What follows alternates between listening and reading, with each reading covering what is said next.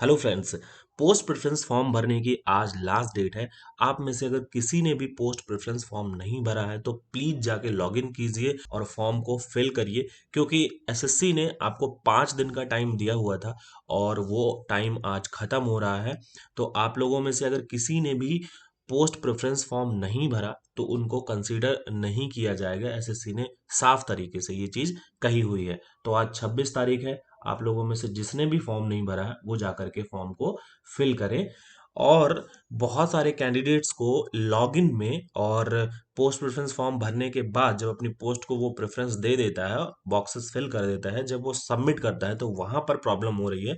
वो वापस से क्या कर रहा है, आपको होम पेज पर या लॉगिन पेज पर ला दे रहा है पोर्टल।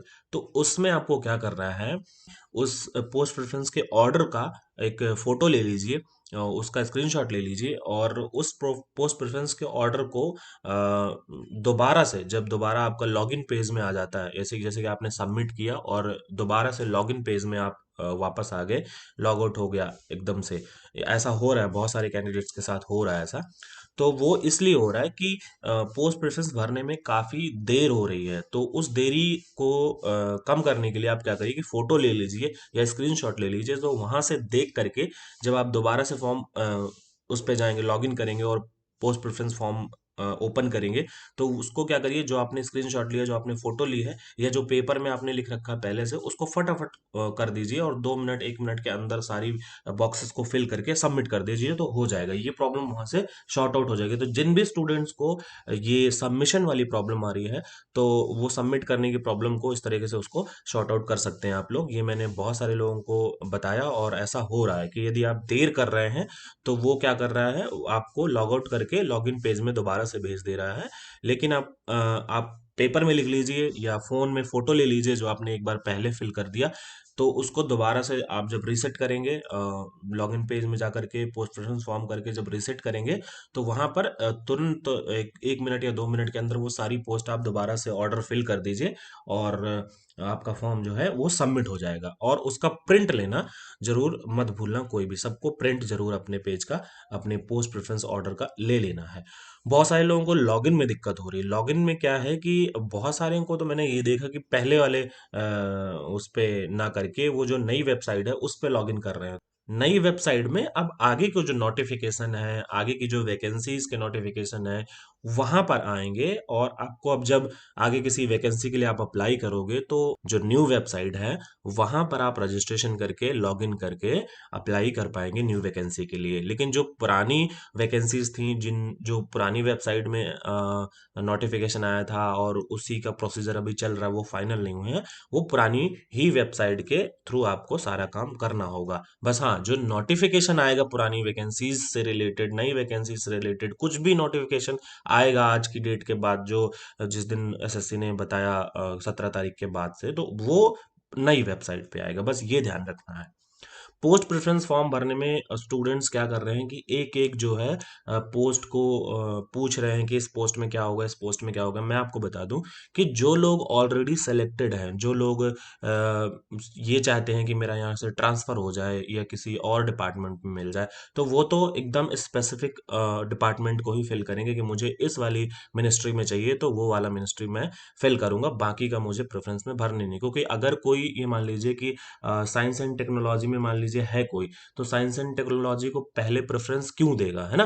वो उसको देगा ना, वो भले ही साइंस एंड टेक्नोलॉजी की कट ऑफ कुछ भी रहे, उसको फर्क नहीं पड़ता। वो तो अगर सीनियर ट्रांसलेटर के लिए उसने अप्लाई किया है, तो सीनियर ट्रांसलेटर ही भरेगा। आप लोगों को क्या करना है कि यदि आप लोगों के अच्छे मार्क्स हैं, 290 प्लस आ रहे हैं, तो आप सीनियर ट्रांसलेटर के लिए जाइएगा। मैं पहले ही बता चुका हूं। यदि उससे कम मार्क्स आ रहे हैं तो आप अपनी मनचाहा वैकेंसी भरेंगे, लेकिन सीनियर ट्रांसलेटर ना भरिए तो ज्यादा अच्छा रहेगा। इसके अलावा जो लोग कट ऑफ के आसपास है, कि जिनका स्कोर 250 260 270 ऐसे बन रहा है, तो उनको मैं यही कहूंगा कि सबसे पहले आप अपनी कैटेगरी पे ध्यान दीजिए कि आपकी कैटेगरी में कितनी वैकेंसी है, उसी पे भरिए। सपोज दैट, मान लीजिए जैसे कोई जनरल का है। अब देखिए, अब पहली वाली वैकेंसी में आप ध्यान से देखिए, जैसे कि ये साइंस एंड टेक्नोलॉजी में, यहाँ पर आप देखिए कि टोटल वैकेंसी 5 है। एससी में 2 है, एसटी में 1 है, ओबीसी में 2 है। तो यदि जनरल वाला इसको पहली प्रेफरेंस डाल देता है तो उसको वैसे भी नहीं मिलना है, क्योंकि जनरल की, अनरिजर्व की इसमें कोई वैकेंसी ही नहीं है, ईडब्ल्यूएस की कोई वैकेंसी ही नहीं है, तो आप इसमें क्यों डालेंगे। समझ रहे हो? तो उसको डालना ही नहीं है। हाँ, जो ओबीसी, एससी, एसटी ये हैं, वो अनरिजर्व वाली को डाल सकते हैं। एक एग्जांपल, और ओबीसी को कौन सी नहीं डालना वो भी मैं बताता हूँ। एक एग्जांपल और मैं आपको बताता हूँ। जैसे कि मान लीजिए एक वैकेंसी यहाँ पर है, पोस्ट जो 6 कोड है जिसका, ये देखिए टोटल वैकेंसी कितनी है, एक, और अनरिजर्व की कितनी है, एक। तो इसमें सारे लोग डाल सकते हैं क्योंकि ये अनरिजर्व है, किसी के लिए रिजर्व नहीं है। अगर इसके लिए नंबर किसी के भी होंगे, वो इस वैकेंसी को पाएगा। जो एससी है, एसटी हैं, ओबीसी हैं, उनको तो क्या है कि अनरिजर्व वाली वैकेंसी में वो फाइट करेंगे, और जनरल वाले तो करेंगे ही करेंगे फाइट। लेकिन जो ओबीसी, एससी और एसटी कैटेगरी की वैकेंसीज हैं, जिनमें आप नंबर ऑफ वैकेंसीज यहाँ पर देख रहे हैं जैसे ओबीसी की, तो इसमें कोई भी अनरिजर्व वाला या जनरल वाला कैंडिडेट यहाँ पर फाइट नहीं कर सकता है। आप प्रेफरेंस उन्हीं को दीजिए जिनमें आपकी कैटेगरी में ज्यादा वैकेंसी है। और वैसे भी आपका उद्देश्य अभी फिलहाल के लिए, अगर आपके नंबर कट ऑफ के आसपास हैं, तो आपका उद्देश्य सिर्फ सिलेक्शन लेना होना चाहिए कि आपके पास एक सरकारी नौकरी आ जाए, आपका सिलेक्शन हो जाए, आपका किसी भी डिपार्टमेंट में आ जाए।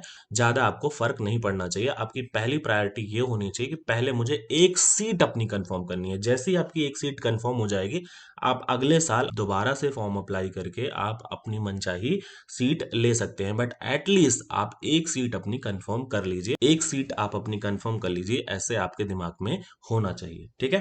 तो जो पोस्ट प्रेफरेंस जिन लोगों ने अभी तक नहीं भरा है, प्लीज जाके भर लीजिए। कहीं ऐसा ना हो कि पोर्टल शाम तक फिर अच्छे से ना ओपन हो या अच्छे से ना चले, और पता नहीं एसएससी दोबारा से मौका देती है कि नहीं देती है। तो प्लीज जाकर के अपना पोस्ट प्रेफरेंस फॉर्म भर लीजिए।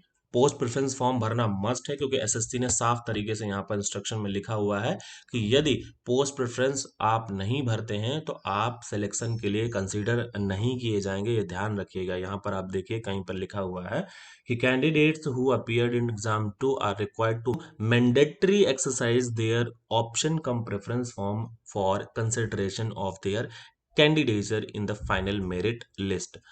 तो आप ध्यान रखिएगा, फाइनल सिलेक्शन के लिए आपको ये भरना जरूरी है। बहुत सारे कैंडिडेट्स हैं जो ये बोल रहे हैं कि मैं इसके लिए एलिजिबल नहीं हूँ, या फिर मुझे ये पोस्ट नहीं चाहिए, तो मैं वो क्यों भरूं। अगर आपको एकदम दिमाग में क्लियर है कि मुझे ये वाला डिपार्टमेंट चाहिए ही नहीं, तो मैं आपको सजेस्ट करूंगा कि आप ना भरें उसको, लास्ट में छोड़ दीजिए उन बॉक्सेस को। लेकिन यदि आप ये सोच रहे हैं कि पहले तो मैंने सीबीडीटी भर दिया है, कैग भर दिया है, या कोई और डिपार्टमेंट भर दिया है, तो और अब फिर बाद में जो अनरिजर्व की वैकेंसी हैं या फिर जो सीनियर ट्रांसलेटर की वैकेंसी हैं, उनको बॉक्सेस को ना भरें। इसमें प्रॉब्लम क्या है? आप खाली क्यों छोड़ रहे हैं? आप उनको भरिए, है ना? उनको खाली नहीं छोड़ना है, आप भरिए। यदि आप इनमें नहीं फाइट करेंगे तो आपको वहां मिलेगा। ये इसके लिए है, यदि आप नहीं कर रहे होंगे उसके लिए फाइट जो आप लास्ट में भर रहे हैं, तो आपको नहीं मिलेगा, वैसे भी नहीं मिलना है। भाई वो तो एसएससी तय करेगी ना कि आप उसके लिए एलिजिबल हैं या नहीं है, उस मिनिस्ट्री के लिए आपके मार्क्स हैं उतने या नहीं है, कट ऑफ आप क्वालिफाई कर रहे हैं नहीं कर रहे हैं, ये तो एसएससी तय करेगी ना, आप थोड़े तय करेंगे। आप सारे फॉर्म भरिए। लॉगिन की प्रॉब्लम यदि किसी को अभी भी हो रही है, तो प्लीज आप लोग एक बार एसएससी को मेल लिखिए, और इंटरनेट कनेक्शन चेक कीजिए, अपना पासवर्ड चेक कीजिए, अच्छे से रिफ्रेश करके दोबारा से लॉगिन कीजिए, ट्राई करिए कई बार। फिर भी नहीं होता तो मेल एक लास्ट ऑप्शन बचता है, उनको बताइए कि मैंने बहुत बार ट्राई किया, मेरा लॉगिन नहीं ले रहा, उनसे बात कीजिए। ठीक है? इस तरह से अपनी प्रॉब्लम को शॉर्ट आउट कर सकते हैं। लास्ट में आपको बस यही याद दिलाना था, यही बताना था कि पोस्ट प्रेफरेंस फॉर्म आप अपने जरूर भर दीजिए। कोई आलस या कोई भी जरूरी काम है उसे सब कुछ छोड़ करके आप अपना पोस्ट प्रेफरेंस फॉर्म पहले भरिए। अगर वीडियो पसंद आया तो प्लीज वीडियो को लाइक कीजिए, चैनल को सब्सक्राइब कीजिए। Thank you.